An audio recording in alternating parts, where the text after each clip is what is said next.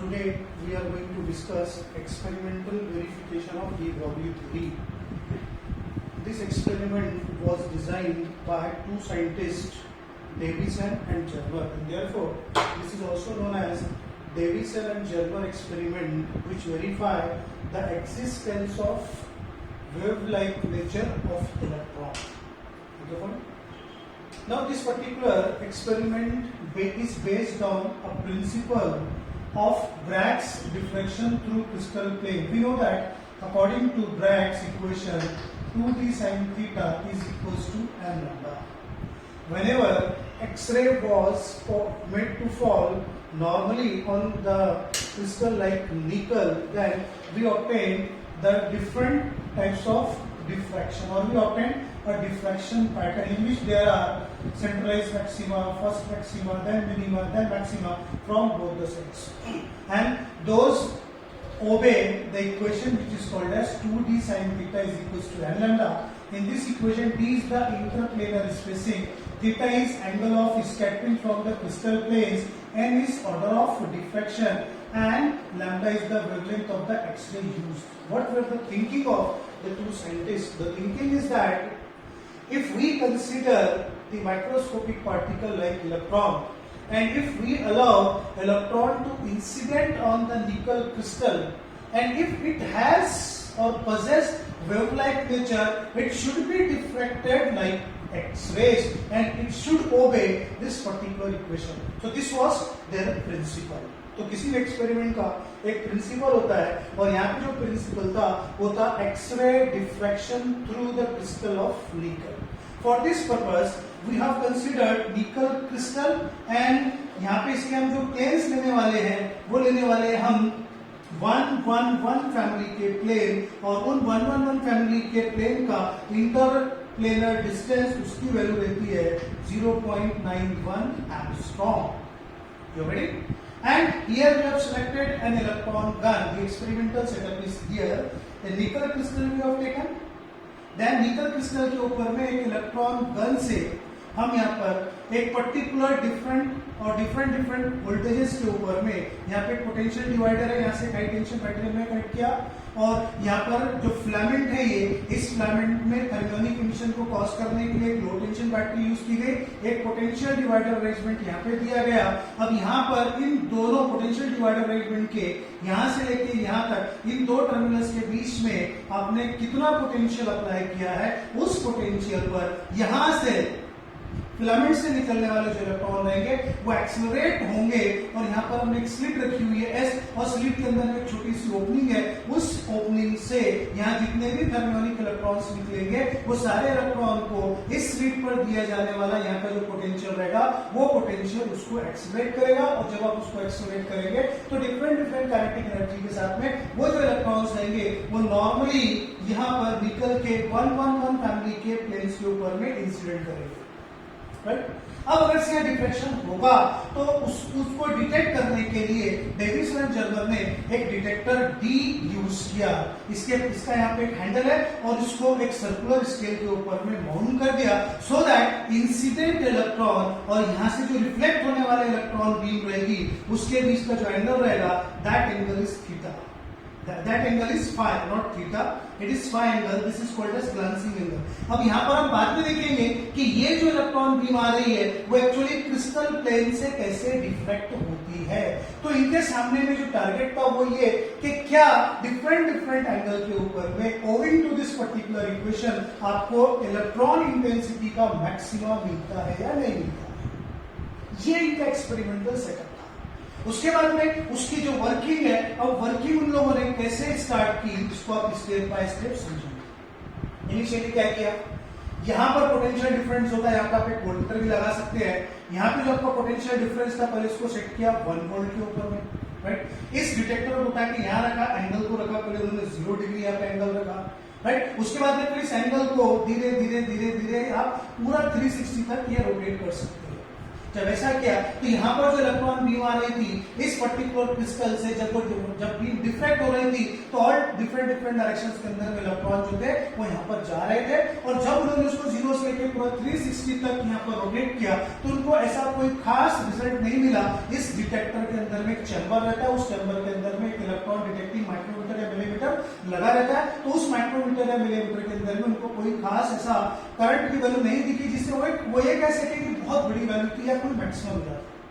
उसके बाद में फिर सेकंड स्टेप में उन्होंने इस वोल्टेज को 2 वोल्ट रखा और पूरे एक्सपेरिमेंट को यहाँ पर रिपीट किया। ऐसे फिर भी उनको कुछ भी नहीं मिला।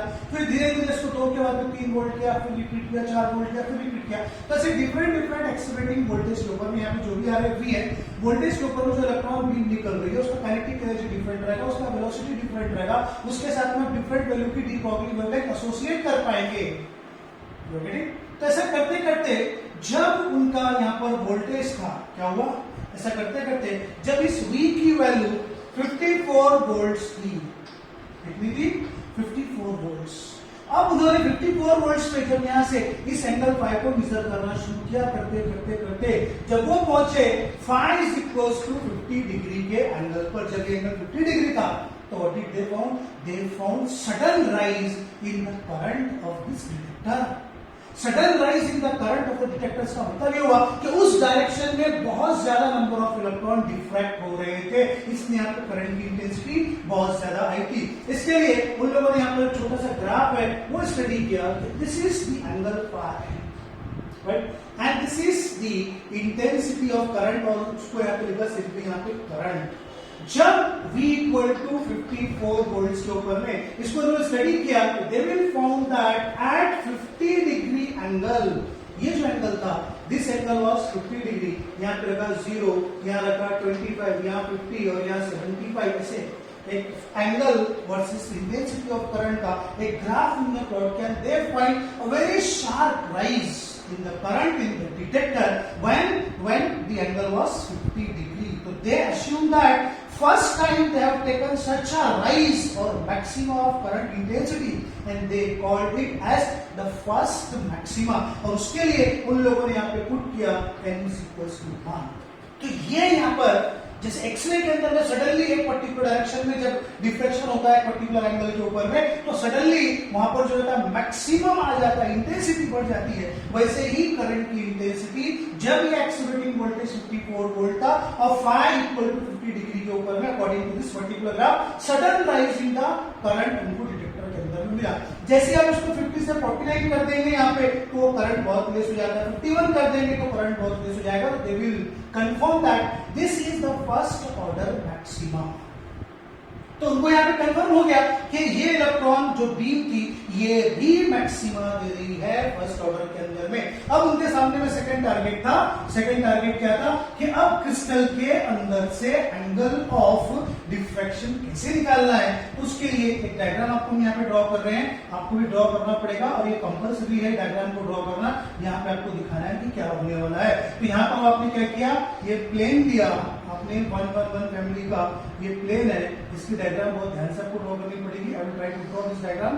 ये 111 फैमिली का प्लेन मैंने यहाँ पे लिया, अच्छे से आप ड्रॉ करेंगे डायग्राम को so that it will be perfect diagram. मैं आपको नोट्स दूंगा तो आप उसमें रिफर कर सकते हैं।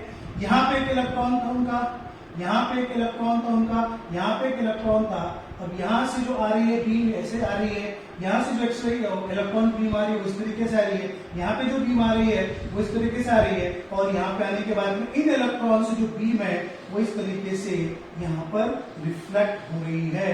अब ये जो रिफ्लेक्टेड बीम है इनकी इस पर्टिकुलर डायरेक्शन के ऊपर में क्या हो रहा था, आपको मैक्सिमम मिल रहा था। तो वहां से ये जो आपका एंगल था, आपको देखना है एंगल किसका देखना है, आपको एंगल देखना है ये वाला, ये जो एंगल है कि ये जो आपकी जो एक्सरे बीम आ रही है और जो यहाँ से डिफ्रैक्ट हो रही है वो डिफ्रैक्टेड बीम क्रिस्टल प्लेन से कितना एंगल ड्रॉ कर रही है। यहाँ पर इंटरप्लेनर जो डिस्टेंस है वो है d equal to 0.91 angstrom.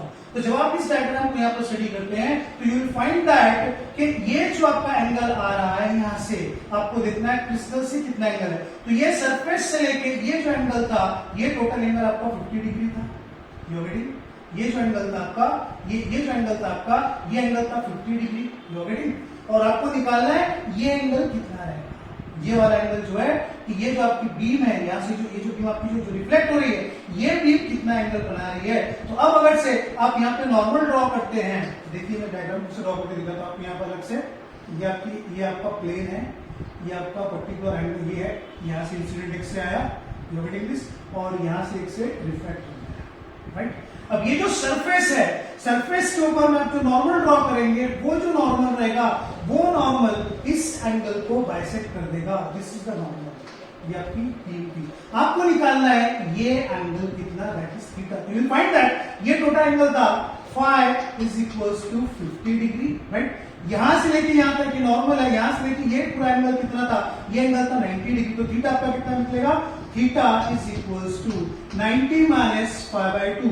Therefore theta is equals to 90 minus 50 divide by 2, that is 90 minus 25। Your theta will be 65 degree.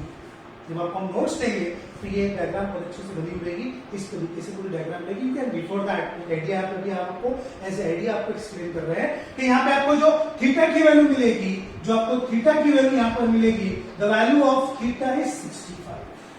Now we are having, we have confirmed that this was the first maxima.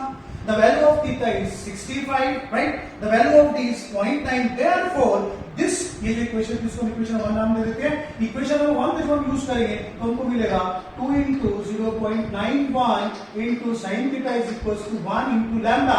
Therefore, wavelength obtained, ये अगर से diffraction हो रहा है तो जो भी wave यहाँ पर डिफ्रैक्शन कर रही है, जो इलेक्ट्रॉन वेव जो डिफ्रैक्शन कर रही है, उसका वेवलेंथ यहाँ पर आपको मिलेगा 1.65 angstrom. This is called as experimental value of wavelength. This is experimental value of wavelength, right? तो ये हमको मिला lambda is equals to 1.65 angstrom experimentally. Now according to de Broglie theory, इसका जो लास्ट स्टेप है वो समझिए। According to de Broglie theory क्या होता है, according to de Broglie theory we know that lambda is equals to 12.26 divide by under root accelerating voltage v। Therefore lambda is equals to 12.26, ये angstrom में रहेगा यहाँ पे, ये भी एंगस्ट्रॉम के अंदर में 12.26 अंडर रूट 54। इसको जब आप सॉल्व करेंगे you will find lambda is equals to 1.66 angstrom. This is the theoretical value and this was the experimental value. You can find that according to de Broglie theory, अगर से आप एक electron को 54 volt से accelerate करते हैं तो जो वेवलेंथ एसोसिएट होगी वो होगी 1.66 एंगस्ट्रॉम की। और जब आप ये कंसीडर करते हैं कि वो इलेक्ट्रॉन वेवलाइट नेचर एक्सिबिट करता हुआ निकल के क्रिस्टल प्लेन से, निकल के क्रिस्टल के प्लेन से जब एक्सरे के जैसा डिफ्रेक्ट हो रहा है, तो एक्सरे डिफ्रेक्शन की इक्वेशन लगाने के बाद में हमको जो एक्सपेरिमेंटल वैल्यू मिलती है वो रहती है 1.65 angstrom. Since this experimental value and the theoretical value both are in close agreement, दोनों पास पास है, एक दूसरे को एग्री कर रही है, इसलिए यहां पर उन्होंने रिजल्ट निकाला कि यस इलेक्ट्रॉन भी एक्सरे वेव के जैसे निकल के क्रिस्टल से निकल के क्रिस्टल से डिफ्लेक्ट हो सकता है, यानी इलेक्ट्रॉन जब एक्सलेरेट किया जाएगा तो वो वेव लाइक नेचर एक्सिबिट करेगा। दस the D Broglie theory of matter wave can be proved with this experiment. दो तीन बार इस वीडियो को आप अच्छे से सुनिए और इससे यहाँ पे इसके जब नोट्स आपको बनाने हैं तो आप लिखेंगे कि to verify the wavelike nature of electron, Davisson and Germer considered the X-ray diffraction method. And in X-ray diffraction method, the equation 2d sin theta is equals to n lambda is followed while X-ray were diffracting through nickel crystal. This is the principle. This equation of 1 आपने दे दी. Now experimental setup is that they try to create an electron gun through which at a constant particular accelerating voltage जितने भी electron रहेंगे वो same velocity से निकल के crystal पर normal series करेंगे। उसके लिए यूज किया उन्होंने एक थर्मियोनिक इमिशन का प्रोसेस, एक लो टेंशन सप्लाई से फिलामेंट को हीट किया और हाई टेंशन से यहाँ पर फिलामेंट और जो आपका आ रहा है कैथोड करेगा और यहाँ पर जो स्लिट एक लगाई है जहां से वो इलेक्ट्रॉन को एक लाइन में एक के पीछे भेजेंगे, उसके बीच का पोटेंशियल डिफरेंस यहाँ पे जो लगा आपने V, वो एक पोटेंशियल डिवाइडर अरेंजमेंट एक हाई टेंशन बैटरी आपने दिया।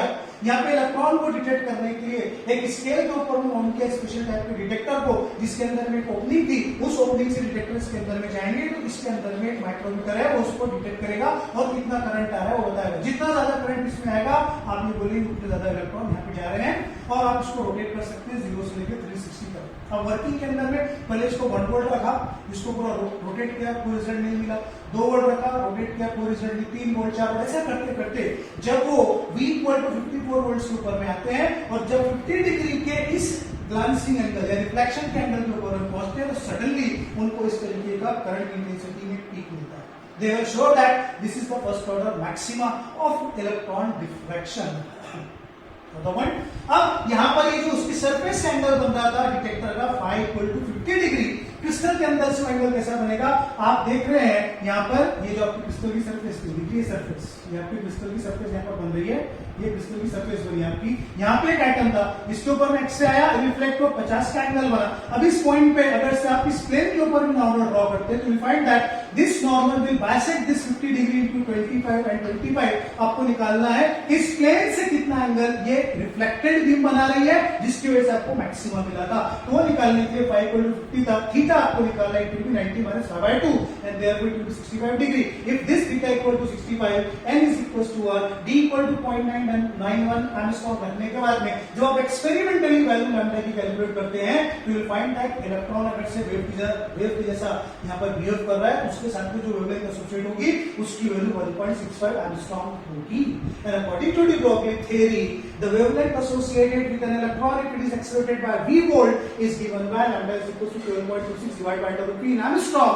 आप 54 वोल्ट यहाँ जब रखेंगे v का वैल्यू, इसको जब आप सॉल्व करेंगे तो थ्योरेटिकल वैल्यू आपको मिल रही है 1.66 Armstrong। Therefore, theoretical value and experimental values are in close agreement and therefore we say yes, electron can behave like a particle, they can be diffracted like X-ray waves and hence Davison and Gerber ये scientist ने अपने experiment से D Broglie theory के matter wave की theory को experimentally verify. So that's all for this video, thank you.